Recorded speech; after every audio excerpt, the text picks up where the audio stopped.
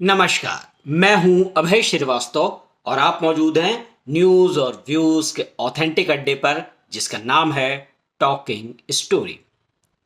और आज का मुद्दा है सेक्युलर मेल्ट डाउन। मैं इस मुद्दे पर आपसे बातचीत को आगे बढ़ाऊं उसके पहले एक रिक्वेस्ट है कि आप मेरे इस चैनल को सब्सक्राइब कर लें, बेल आइकन दबाएं और इस वीडियो को लाइक कर लें, ताकि आपको मेरी एनालिसिस आसानी से मिलती रहे। मैं वादा करता हूं कि आपको खबरें सब जगह मिल जाएंगी, लेकिन इतना स्पष्ट और सरल एनालिसिस आपको कहीं और शायद न मिले। तो मैंने बात की शुरुआत की है सेक्युलर मेल्ट डाउन से। हमारे देश के एक बड़े वकील हैं, सुप्रीम कोर्ट के लॉयर हैं दुष्यंत दवे। और अगर आप सोशल मीडिया पे हैं तो आज आप उनका रोना देख सकते हैं। वो एक मैगजीन, प्रोपेगेंडा मशीन कह लीजिए उस मैगजीन को, उससे बातचीत करते करते रो दिए। और रोना किस बात पे आया? रोना आया है संभल पर। कह रहे हैं मैं अपने देश में शांति चाहता हूं, प्रॉस्पेरिटी चाहता हूं, हार्मोनी चाहता हूं, लेकिन जो हालात हैं उसके बाद वो भलर भलर रोए। ये थोड़ा सा देशज शब्द हो गया हमारी तरफ का, मतलब आंसू निकल आए हैं उनके। और जब वो रो रहे हैं तब वो दुहाई दे रहे हैं हारमोनी की। अरे भैया, संभल में हारमोनी किसने खराब की है? कि क्या एक पक्ष अदालत में चला जाए तो हारमोनी बिगड़ जाएगी? अदालत में जाना हारमोनी बिगड़ जाना हुआ? कानून का सहारा लिया जा रहा है, कानून की दुहाई दी जा रही है, कानून के जो प्रावधान हैं उनका उल्लेख किया जा रहा है, सबूतों को रखा जा रहा है, और कह रहे हैं कि हारमोनी बिगड़ जा रही है। पत्थर चलाने वाले नहीं दिखेंगे इनको जो कोर्ट में सबूतों को, दलीलों को, तथ्यों को रखी जाने की बात है, उससे हारमोनी बिगड़ने का खतरा है। और ये दुष्यंत दवे हैं कौन? इनकी औकात जान लीजिए। जब तक मनमोहन सिंह सरकार थी, समझ लिए सरकार चलाते थे, ये ऐसे प्रभावशाली लोगों में थे। इनको मनमोहन सिंह ने नालसा, एक गवर्नमेंट ऑफ इंडिया की लॉ अथॉरिटी है, उसमें नॉमिनेट किया था। और नालसा का उद्देश्य, मुख्य तौर पर जो घोषित उद्देश्य है, वो है गरीबों को लीगल एड मुहैया कराना। तो ये 5 साल तक नालसा से जुड़े रहे, वहां रहे, और कुछ लोग कहते हैं मलाई काटते रहे। तब इनको इन बातों की कोई फिक्र नहीं थी कि कोई पक्ष सुना जा रहा है या नहीं सुना जा रहा है। आज एक पक्ष अपने आप को इतना इनलाइटेंड महसूस कर रहा है कि वो अदालत जा रहा है, तो इनको लग रहा है कि भाई इस देश की हार्मोनी बिगड़ रही है। और ये कौन है? ये वो महोदय हैं जिन्होंने सुप्रीम कोर्ट ने 4% मुस्लिम कोटा का पक्ष रखा था। ये उसके वकील थे। जब धर्म के आधार पर इस सेकुलर कंट्री में मुस्लिमों को अलग आरक्षण देने की बात थी, वो मांग थी, तो सुप्रीम कोर्ट में ये चले गए थे, तब हारमोनी नहीं बिगड़ी थी। ये हिजाब और बुर्का के समर्थक हैं। कोई लाख कहे माई चॉइस, लेकिन हिजाब और बुर्का रिग्रेसिव पहनावा है। क्यों रिग्रेसिव पहनावा है? क्योंकि ये कहीं ना कहीं महिलाओं के अधिकार को छीनता है। और ये बात मैं भारत के उदाहरण से नहीं कह रहा हूं, ये बात मैं ईरान के उदाहरण से कह रहा हूं, जहां पर कम से कम 2 महिलाओं की मौत हिजाब की वजह से हुई है। ये माई चॉइस का मामला नहीं है, ये थोपने का मामला है, ये मेल डोमिनेटेड थॉट का मामला है। और इसीलिए यहां पर जब हिजाब की बात आई, हिजाब में भी ऐसा नहीं कि हर एक महिला को कहा जा रहा था कि आप हिजाब ना पहनो। भाई जिसकी मर्जी है वो पहनेगा, लेकिन जब ड्रेस कोड के तौर पर हिजाब को ड्रेस कोड के उलट स्कूलों में कॉलेजों में कहा जा रहा था कि नहीं हिजाब तो हम पहनेंगे, तब उस मामले में ये सुप्रीम कोर्ट में वकील थे। तब ये धार्मिक आधार पर जिरह कर रहे थे, दलीलें कर रहे थे, तब इनको इस सेकुलर कंट्री में हारमोनी बिगड़ती हुई नहीं दिखी थी। और बहुत सारे ऐसे रिलीजियस मैटर हैं जिसमें ये सेकुलरिज्म के नाम पर ऐसी स्थितियों में गए जहां पर कहीं ना कहीं हिंदू समाज, हिंदू पक्ष को कमजोर करने की कोशिश करते रहे। ठीक है, उनका लीगल राइट था, वो करते रहे, कोई दिक्कत नहीं है। लेकिन आज जब एक पक्ष अपने लीगल राइट के साथ अदालत में है तो ये भलर भलर रो रहे हैं, कह रहे हैं कि हारमोनी बिगड़ रही है। ये लीगल राइट भी नहीं उसका एक्सरसाइज करने देंगे। गजब क्या तर्क है। आज ये हारमोनी बिगड़ने की बात कर रहे हैं। भाई आप 1995 और 1991 में भी बड़े वकील थे। 1995 में वक्फ एक्ट पास हुआ था, 1991 में वर्शिप एक्ट पास हुआ था, और ये दोनों कानून इस तरह से हैं कि ये कहीं ना कहीं एक बहुसंख्य हिंदू आबादी को दबाने के उद्देश्य से लाए गए थे। मुझे ये बात कहने में कोई संकोच नहीं, क्योंकि इसके प्रावधान ऐसे हैं जो हिंदू समाज के राइट्स को कर्टेल करते हैं या कर्टेल करने की मंशा रखते हैं। आज इन दोनों कानूनों के मौजूदा दौर में एप्लीकेशन में होने के बावजूद अगर हिंदू समाज ये साहस कर पा रहा है कि वो अपने लीगल राइट खोजे, तो भी इनको दिक्कत हो रही है। और जब वक्फ एक्ट की चर्चा हो रही है, उसको रिपील करने की बात हो रही है, तो और या संभल का मामला हो रहा है, तो एक बड़ी अजीब सी तर्क दी जा रही है। एक अजीब सा तर्क, पहले तो अखिलेश यादव ने क्या किया कि हिंदू वर्सेस जैन करने की कोशिश की, किसी गिरनार के मंदिर को लेकर के, जैन मंदिर को लेकर के। वो मामला सेटल था, वो गड़े मुर्दे उखाड़ रहे थे, उसका कोई ट्रैक्शन नहीं है। या एक जो तर्क है कि अगर मैं आपके घर पर दावा कर दूं तो क्या कोर्ट सर्वे का आदेश दे देगा, ये अजीब सा तर्क दिया जा रहा है। भाई कोर्ट जो पक्ष पहुंच रहा है किसी विवादित स्थल को लेकर के, तो वो ऐसे नहीं पहुंच जा रहा है कि वह कह रहा है कि सर्वे करा दो। वो कुछ प्रथम दृष्टया साक्ष्य लेकर पहुंच रहा है, चाहे वो ऐतिहासिक साक्ष्य लेकर के पहुंच रहा है, चाहे वो जो परिस्थितिजन्य साक्ष्य लेकर के पहुंच रहा है, वो किसी न किसी आधार के साथ कोर्ट पहुंच रहा है। आप कोर्ट अगर पहुंचते हैं, जिसको भी बेसिक लीगल राइट पता हो, सबको पता होगा कि भाई आपका कोई आधार होता है तभी आप कोर्ट पहुंचते हो और तभी आपकी कोर्ट सुनवाई करता है। और बड़ी दलील दी जा रही है। मैं सुन रहा था कि एक न्यूज़ चैनल की एंकर से एक बहुत बड़े हमारे सेकुलर सूरमा असदुद्दीन ओवैसी ने कहा कि अगर आपके ऑफिस के सर्वे का कोर्ट ऑर्डर आपको सुने बिना लेकर के आ जाऊं तो। अरे भैया, पहली चीज ये बैरिस्टर साहब हैं, इनको नहीं पता एक्स पार्टे सुनवाई हुई थी संभल में, यानी कि जब तक कैविएट फाइल ना हो दूसरे पक्ष को सुनने की बाध्यता लीगल तौर पर नहीं है। दूसरा, संभल के मामले में एएसआई के प्रमाण हैं, किताबों के प्रमाण हैं, इसके बाद वहाँ पर चली आ रही परंपराएं हैं जो अभी स्मृति में है कि कैसे हिंदू पक्ष वहाँ पर पूजा पाठ करता था, वहाँ उनकी रिचुअल्स होते थे, शादी ब्याह तक होता था उसके कुएं पर।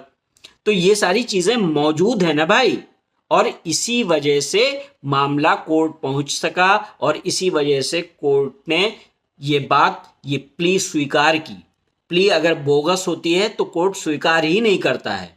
और इस वजह से संभल का मामला एक लीगल मामला है, और उस लीगल मामले को जब रोकने की कोशिश कानूनी तौर पर नहीं हो पा रही है तो दुष्यंत दवे जैसे लोग आकर के सेकुलर मेल्ट डाउन करते हैं। और किसी ने मुझसे पूछा, सोशल मीडिया पर भी ये बात सामने आ रही है कि भाई इन लोगों का ये जो सेकुलर मेल्ट डाउन है, ये जो नौटंकी है, ये जो रोना धोना है, ये तब क्यों नहीं आता जब पत्थर चलते हैं? ये तब क्यों नहीं आता जब एक विशेष नारे लगते हैं जिस नारे का अर्थ होता है मार देना, पढ़ो मार देना, और तब इन लोगों को हारमोनी बिगड़ती हुई नहीं दिखती है। और किसी ने तो यहां तक कहा कि इनकी जो सेकुलर नौटंकी है वो ऐसी है जैसे इतनी ऐसी नौटंकी तो जोगिंदर नाथ मंडल की भी नहीं रही होगी। अब जोगिंदर नाथ मंडल आप में से बहुत सारे लोग जानते होंगे, जब भारत और पाकिस्तान का बंटवारा हुआ तो वो पाकिस्तान चले गए थे और पाकिस्तान में वहाँ के कानून मंत्री थे, और ज़्यादा वक्त नहीं बीता उनका सेकुलरिज्म जो है वो पाकिस्तान ने चूर कर दिया और उनको भारत लौटना पड़ा।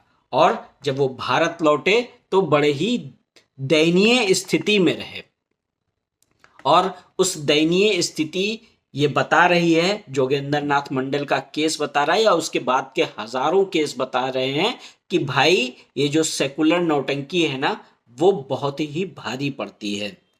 और आज इनको हारमोनी की याद आ रही है जब एक पक्ष सबूतों के साथ अदालत में पहुंचा है।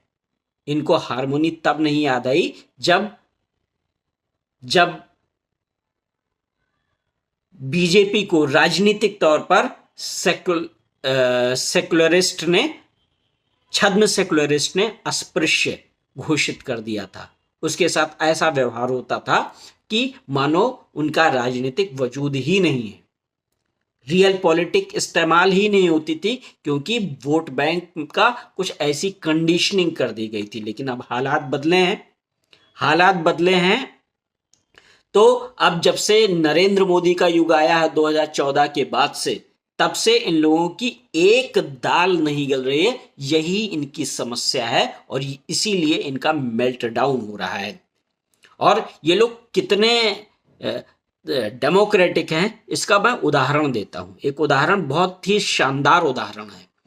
जब सितंबर 2013 में नरेंद्र मोदी को बीजेपी ने अपना प्रधानमंत्री पद का उम्मीदवार घोषित किया, तो फिर एक बड़े ज्ञानपीठ अवार्डी कन्नड़ साहित्यकार थे, नाम था UR अनंत मूर्ति, और उन्होंने ये बयान दिया था कि अगर नरेंद्र मोदी प्रधानमंत्री बन गए तो मैं भारत छोड़ दूंगा। मतलब एक व्यक्ति से इस कदर नाराजगी, एक व्यक्ति से इस कदर उससे, इसको मैं हेट नहीं कहूं तो और क्या कहूं, कि वो भारत छोड़ देने की बात कर रहे थे। और इसके बाद जब उनको हवा का रुख समझ में आ गया तो अप्रैल 2014 में कहा कि मैंने तो इमोशनल होकर के बात कहा। वो ज्यादा दिन नहीं जिए नरेंद्र मोदी के सत्ता में आने के बाद, लेकिन उनकी और उनके जैसे सोच वालों की जो कलई थी वो तो खुली गई। आप लोग इंटेलेक्चुअल बेईमानी करते रहे पिछले 6-7 दशक तक। आपने हिंदुत्व को, हिंदू समाज को इतना नीचा दिखाने की कोशिश की, और आज उसी का खामियाजा ये है कि आज जब आपके सामने हिंदू समाज उठ खड़ा हुआ है तो फिर आपको नौटंकी करनी पड़ रही है, आपके आंखों से आंसू निकल रहे हैं।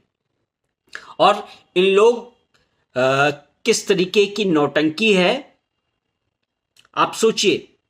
इन लोगों ने सारे कर्म करके छोड़ रखे हैं। आप याद कीजिए 2015 का दौर। 2015 में इन लोगों ने इंटॉलरेंस की डिबेट चलाई थी, कह दिया था कि भारत में असहिष्णुता आ गई, और उस असहिष्णुता के कैंपेन को बाकायदा एक ईंधन दिया गया था। किस तरीके से पोस्ट छोड़े जा रहे थे, चिट्ठियां लिखी जा रही थी, बयान दिए जा रहे थे, और जब वो प्रपंच नहीं चला तो फिर जनता के बीच नहीं चला तो ये लोग शांत हो गए, डाई डाउन हो गया इन लोगों का सारा जो प्रपंच था। इसके बाद इन लोगों ने कोशिश की एंटी सीएए जैसे उपद्रव के तहत, कागज नहीं दिखाएंगे, ये नहीं करेंगे, वो नहीं करेंगे। भारत की जनता ने इस प्रपंच को भी नाकाम कर दिया। और अब जब भारत में एक नई बयार बह रही है, मैं ये नहीं कह रहा हूं कि आप जो है किसी की मस्जिद में मंदिर ढूंढते फिरो, लेकिन जो इतिहास है उस इतिहास को भूला नहीं जा सकता। और कम से कम जो हमारे प्रोमिनेंट प्लेसेस हैं जहां आज तक आस्था जुड़ी हुई है, अगर उसको रिक्लेम करने के लिए लीगल बेसिस पर हिंदू समाज अदालतों के चक्कर लगा रहा है, अपनी दलीलें दे रहा है। भगवान राम ने तो खुद अपनी दलील दी, मतलब ठीक है वकील ने दी, लेकिन भगवान राम के तौर पर केस दायर किया गया था अयोध्या केस में। और यही चीज मथुरा के केस में, अभी उसका फैसला नहीं हुआ है, लेकिन कम से कम हिंदू पक्ष 500 साल का इंतजार करने के बावजूद अभी भी अपनी बात दलीलों के साथ रखना चाहता है, तर्कों के साथ रखना चाहता है, प्रमाणों के साथ रखना चाहता है। और फिर ऐसे में दुष्यंत दवे जैसे लोगों को ये हारमोनी का बिगड़ना लग रहा है। दरअसल ये हारमोनी का बिगड़ना नहीं, आपकी दुकान का बंद हो जाना है, आपकी उस सेकुलर दुकान का बंद हो जाना है जिसकी आड़ में आपने न जाने कितने कुकर्म किए। आपने हिंदुओं को, जिस देश में 80% हिंदू हो, उस देश में सेकुलरिज्म के नाम पर, छद्म सेकुलरिज्म के नाम पर उस देश के हिंदुओं को दिम्मी हिंदू बना दिया। उस देश के हिंदुओं को आप लोगों ने इस स्थिति में छोड़ा कि वो अपनी संस्कृति से कटने लगा, अपनी जड़ों से कटने लगा, अपने विचारधारा को वो छोड़ चुका, अपने जो मूल्य थे उसके, जो उसका पहनावा था, जो उसकी बोली थी, जो उसके संस्कार थे, उन संस्कारों को वो रिग्रेसिव मानने लगा। ये एक छोटी साजिश नहीं थी, ये बहुत बड़ी साजिश थी। हिंदू सिर्फ नाम का रह गया था, हिंदू किसी काम का नहीं रह गया था। और अब जब ये चेतना वापस लौटी है, तब उस चेतना ने अपने अधिकारों के लिए एक हुंकार भरी है, और उस हुंकार में किसी का अनिष्ट करने का कोई प्रयत्न नहीं है, किसी को हिंसा से जीतने का कोई प्रयत्न नहीं है, किसी के प्रति अन्याय का कोई प्रयत्न नहीं है। केवल क्या कहा जा रहा है, लीगल राइट मांगा जा रहा है कि ये हमारा लीगल राइट है, यहां हमारे देवता विराजते हैं, यहां पर ये इतिहास की ये खामी हुई। अब कोई कहेगा कि भाई इतिहास को कुरेद कर क्या मिलेगा? जो देश अपने इतिहास को याद नहीं रखता है, वो देश, उसका वर्तमान तो बिगड़ता ही है, उसका भविष्य भी बिगड़ जाता है। और ठीक है, चलिए, एक पक्ष कह रहा है कि नहीं, वो संभल जो है वो मंदिर नहीं, वो मस्जिद है, पिछले 100 साल से हम लोग वहां पर इबादत हो रही है, 200 साल से वहां इबादत हो रही है। भाई प्रमाण तो प्रस्तुत कीजिए, प्रमाण प्रस्तुत कीजिए। आपको 100-200 साल का इतिहास दिख रहा है, हजारों साल का इतिहास नहीं दिख रहा है। आपको नहीं दिख रहा है कि कैसे हमारी ज्ञान परंपरा ने उस चीज को सदियों तक संरक्षित रखा। बीच के कुछ कालखंड ऐसे आए 100-200-400 वर्ष के, जिसने इस ऐसा विध्वंस बचाया, लेकिन क्या उस विध्वंस में जो कुछ अनिष्ट हुआ, उसके बाद जो कुछ बचा है उसको सहेजा नहीं जाना चाहिए? हमको अपनी संस्कृति के सूत्र नहीं पकड़ने चाहिए? हमको नहीं देखना चाहिए कि भाई क्या हुआ था, क्यों हुआ था? और आज भी आज भी वहां से अगर ठीक है वहां पर मुस्लिम पक्ष जो है वो नमाज पढ़ता रहा है, लेकिन जबरदस्ती 2012 तक संभल में तो उसके कुएं पर हिंदू संस्कार भी होते रहे, वहां पर पूजा पाठ होता रहा, वहां पर शादी ब्याह होता रहा। ठीक है पिछले 10-12 साल से राजनीति ने कुछ ऐसा, 14 साल से कुछ ऐसा किया कि वहां पर हिंदुओं को जाने से डर लगने लगा, लेकिन हिंदू आस्था वहां को लेकर के नहीं मरी। और इसी वजह से आज जब स्थितियां बदली हैं, ठीक है राजनीतिक स्थितियां भी बदली हैं और इसीलिए ऐसा संभव हो पा रहा है, और ये लोग कोर्ट में जा रहे हैं। कोर्ट में अगर इनकी बात प्रमाणित नहीं हो सकी, अगर इनके पास तर्क नहीं हो सका, अगर इनके पास साक्ष्य नहीं हो सका, तो ये लोग कोर्ट से मुंह की खाएंगे। लेकिन उनको कम से कम अपने कानूनी अधिकार का पालन तो कर लेने दीजिए। और सब जैसे संभल का मामला है, ऐसा नहीं है कि ये अभी कोई कोर्ट गया है। हिंदू पक्ष अंग्रेजों के जमाने से वहां पर लीगल राइट अपना कोशिश करता रहा है कि वो अपनी उसकी लीगली ही सही वो वहां पर अपना पक्ष रख सके। और आज जब स्थितियां इस तरह से हो गई हैं कि इनकी कलई खुल गई है इन छद्म सेकुलरवादियों की, इनकी सुनने वाला कोई नहीं है, तब ये आंसू बहा करके, ऐसे झूठे आंसू बहा करके, नौटंकी करके ध्यान अपनी ओर खींचना चाहते हैं। और इस ध्यान में हो सकता है, कुछ लोग तो कह रहे हैं कि ये साजिश भी हो सकती है। ये साजिश हो सकती है दुनिया में ग्लोबल तौर पर भारत को एंटी माइनॉरिटी घोषित करने का बहुत प्रयास हुआ, एक और कोशिश ऐसी हो सकती है। लेकिन मुझे लगता है जो जियोपॉलिटिकल स्थितियां बन रही हैं उसमें इन लोगों की दाल गलेगी नहीं। अमेरिका में ट्रंप की सत्ता है और कम से कम ट्रंप ने अभी तक ऐसे संकेत दिए हैं कि वो छद्म सेकुलरवाद के फेर में नहीं पड़ेंगे। यूके में ज़रूर लेफ्टिस्ट गवर्नमेंट है, लेकिन यूके की गवर्नमेंट ने कम से कम वहाँ की संसद में पाकिस्तान में माइनॉरिटीज़ पर हो रहे अत्याचार पर एक ज़रूरी डिस्कशन हुआ है। और वहाँ कहा गया है situation is dire, critical. Christians, Hindus, Ahmadiyya, Shia Muslims, discrimination, persecution and violence हो रहा है वहाँ पर। बांग्लादेश की स्थिति तो रोज आपके सामने आ रही है कि कैसे हिंदू मारे जा रहे हैं, कैसे हिंदू काटे जा रहे हैं, कैसे हिंदुओं के साथ अन्याय हो रहा है। हिंदू महिलाओं, हिंदू बच्चियों के को जबरन इस्लाम में शामिल कराया जा रहा है और हिंदू पुरुषों और हिंदू बच्चों को, हिंदू लड़कों को मारा जा रहा है, उनको भगाया जा रहा है। उस पर इनके आंसू नहीं निकलेंगे। आंसू कहां निकलेंगे? भारत के लिए, जहां पर एक लीगल राइट अपनाया जा रहा है। तो ठीक है, मोदी डाउन से मोदी मेल्ट डाउन तक पहुंचे हो।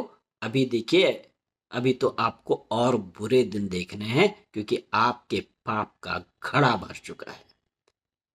आपको मेरी यह एनालिसिस कैसी लगी आप मुझे जरूर बताएं। धन्यवाद, नमस्कार। मेरे नए वीडियो का इंतजार करना न भूलें। जल्द मिलूंगा एक नए वीडियो के साथ। धन्यवाद, नमस्कार।